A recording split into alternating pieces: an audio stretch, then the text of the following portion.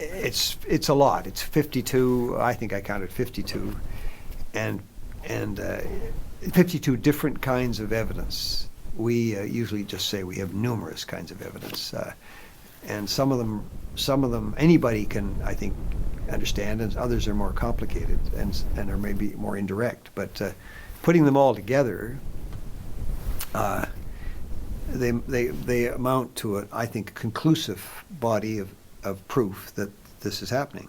We often refer to the phone calls where we would have people speaking excellent Mandarin or Chinese, and they would call hospitals across the country and tell them they were trying to get a Falun Gong organ for transplant, and they'd ask for a doctor, and quite often in the early days they could get doctors who'd tell them in 2006, and the doctor would say, yes, we have things like we have Falun Gong practitioners available through the courts or through the police, and we then I'm trying to find the map here.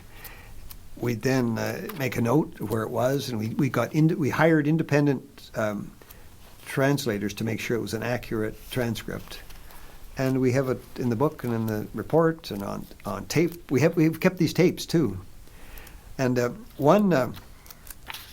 there we are. That's the, if you can see the dots there, wherever there's a dot is where we found a hospital or a detention center where we could get someone saying on tape that they had Falun Gong practitioners available for organ pillaging. Now, if you can imagine, because it's so stupid, one of the things they did to rebut this is they got one of the doctors we spoke to, and I think he's in here, and they got him to say on a tape made by Phoenix Television that, yes, I got a call on that day from somebody calling about this, and yes, I spoke to them, but I didn't say anything about this. I said this, this, and this, denying it, in other words. Now they were doing this in Mandarin, but we had his voice. Did they think we spliced his voice in saying something completely different? But I guess they assume everybody's stupid, that we would we doctored the conversation.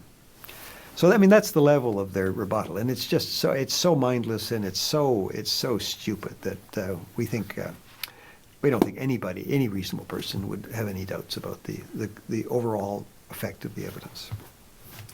Of course, you don't see this on television anywhere because these murders are taking place in operating rooms, and nobody's going to get There have been a few photographs that have been taken out, as you know, but it's hard to get it out unless people see it on television. A lot of people don't believe it can happen, and they say, we want to see it on television. Well, we can't show it on television because the surgeons aren't going to take films of it, and the so-called victims the victims are dead. So that's probably the difference. I wish dearly that we could get somebody to film one of these operations, but thus far we haven't been able to get that. We've had some very interesting things happen. I was hearing earlier today, and apparently it's available on Epoch Times, about somebody sent a taped conversation of when Bo Xilai was in the Kempinski Hotel was it in Berlin? And somebody taped the conversation where somebody called from the Chinese embassy and said, it's all there. Which room are you, Mr. Bo? And then the question was, well, who authorized you to commit this pillaging of Falun Gong? We've got apparently Bo's voice saying it was President Jiang Zemin.